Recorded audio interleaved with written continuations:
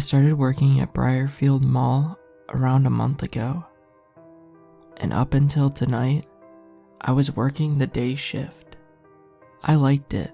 Surprisingly, where I worked, there wasn't much trouble. A lost kid, a few shoplifters, even once a fight in the food court. But that was the peak of little action I had while working there. The only part I hated was walking past the department stores. I've never liked mannequins, but these ones were a special kind of uncomfortable. They were the kind that had the faintest imprint of facial features, shallow curves where the lips and eyes would be. I hated walking past them. I know it's cliche, and I know it's stupid, but of course I felt like they were watching me. I read somewhere about a theory that humans are afraid of things that reside in uncanny valleys, because a long time ago, our ancestors faced something that looked human, but wasn't. Maybe that ancient, primordial fear is what I felt when I walked by them. The feeling of being prey. I attempted to walk by them as little as possible, and when I did, I turned my head in the other direction. In fact, I hardly ever walked on that side of the mall. The other day guard and I had split the mall in half in terms of where to patrol, and I made sure to steer clear of the half with the department stores. That was at least until last week. There was a fight at Macy's about one thing or another. The weird thing was that the people just gathered around and watched.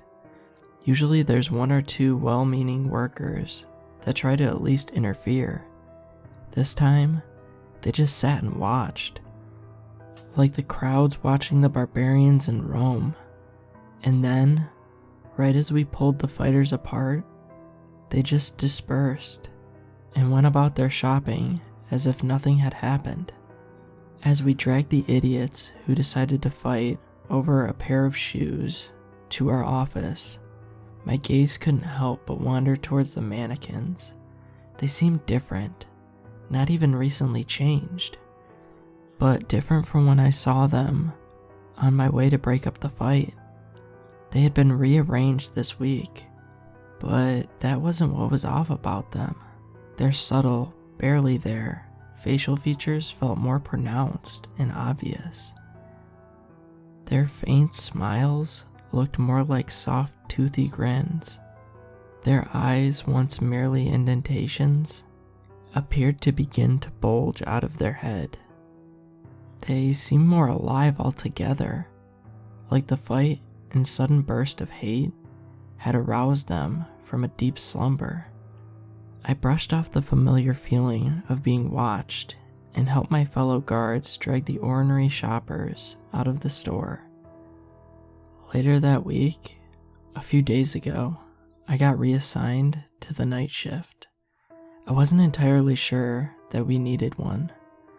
Our mall was fairly a small one, and thus I was the lone guard on night duty. I showed up around 8 when the mall closed, got some tips and a recap from the day guards, and got the keys to my office. It was small, with just a desk with a security camera monitor on it, a trash can, and a poorly constructed wooden chair. The day guard told me to take good care of the building, and just like that, the mall that was bustling and busy just a moment ago was nothing more than a ghost town. For the first few hours, everything was fine, but eventually I got bored and started to do laps in the building. It had never felt so big. Maybe it was the lack of people. Maybe it was the moonlight. But I was shocked at the sudden vastness, and was once again struck with a wave of familiar fear. It was only now that I realized where my laps around the mall had taken me. I was standing face to face with one of the mannequins from the department store. I felt my stomach turn itself into knots as I lost my balance from fear and I tumbled to the ground. the still unmoving mannequin towering above me, I pulled myself back up and started to walk away. That's when I heard it. The sound was a wet crunch, like a bone being broken from the inside. I turned to look in the direction it had come from, and found myself once again staring into the unnaturally visible eyes of the mannequin's head. This time, positioned directly at me, I immediately left the area and began running to my office. Behind me, a cacophony of noises sounded off in the darkness. Wet crunch after wet crunch. What sounded like hundreds of joints popping and breaking echoed all around me, but I couldn't bring myself to turn around. I ran back to my office and checked the security cameras to see whether I had imagined everything. I made sure to lock the door and prop a chair underneath the handle, just in case I hadn't gone insane. I flipped through the screens, searching for the window I had first heard the sound at. I rewound it, and saw that as I began to walk away, the mannequin's head turned to watch me. All on its own. I now realized I had to see what had happened as I began to run away from it. I flipped to the hallway I'd just run down, where I'd heard the chorus of noises. Each mannequin in every store had their faces and hands pressed against the glass, all the while standing perfectly still. I didn't think it was a position the mannequin's joints could form, but at that point it was the last thing on my mind. At that moment, it occurred to me that they looked shockingly like the crowd that had watched the fight. I know I should have left, but I just couldn't bring myself to leave the room. I knew that if they could see me, I'd hear those awful sounds again. I knew that if I left my office, they would be standing between me and the exit. After an hour of sitting and waiting, I heard the glass shatter. It was coming from the camera, which was still on the mannequin with their hands pressed against the glass. Well, not all of them.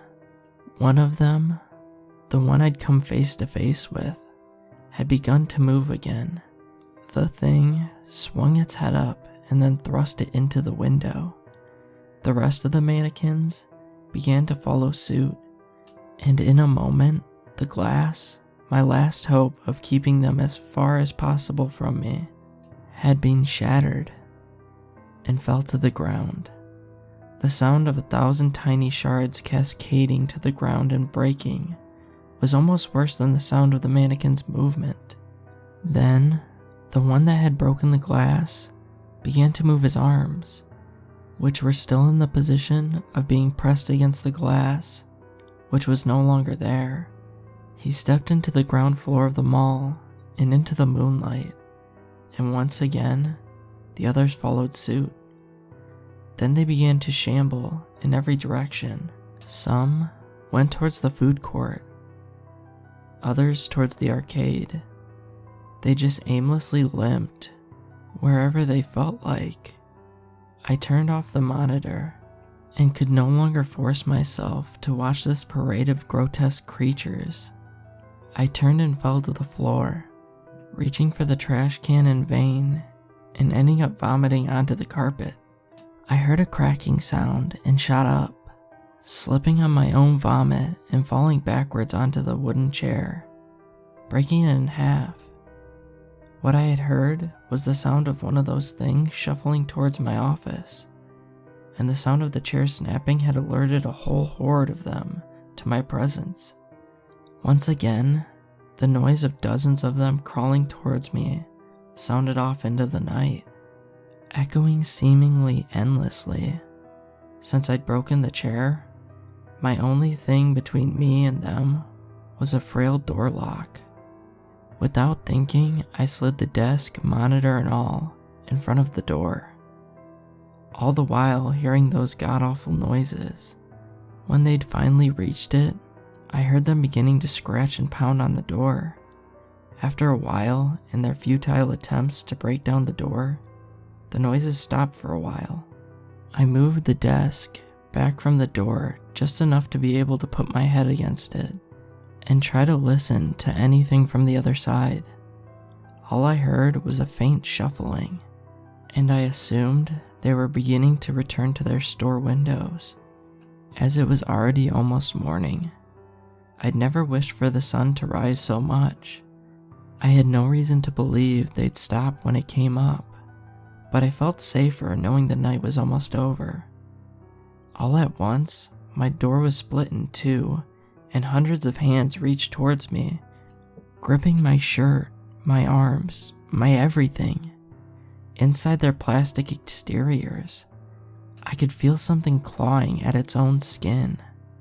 Desperate to get out, as they grabbed me and pulled me into the light of dawn, I lost all hope.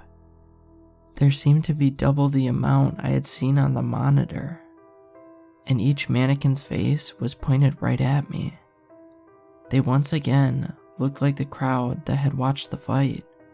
The anticipation of what would happen next was plain to see on their faces, which looked more pronounced than ever. It seemed as if each tooth in each of their smiles had been chiseled out of hard plastic to be special to them.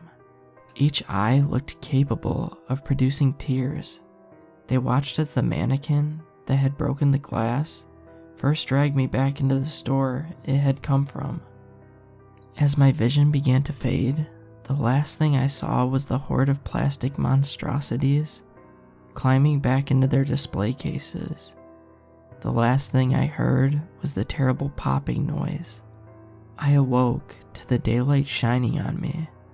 I opened my eyes and felt the sting of my vision adjusting to the light.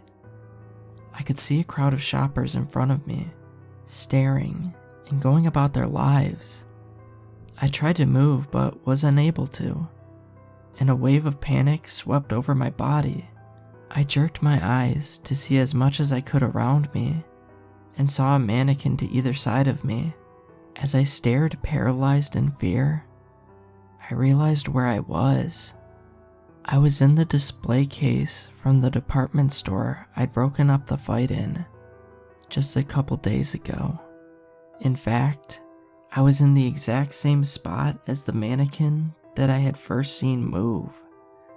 As my vision began to fade and my eyes slowly started to seal, I looked ahead and saw my reflection in the glass in front of me.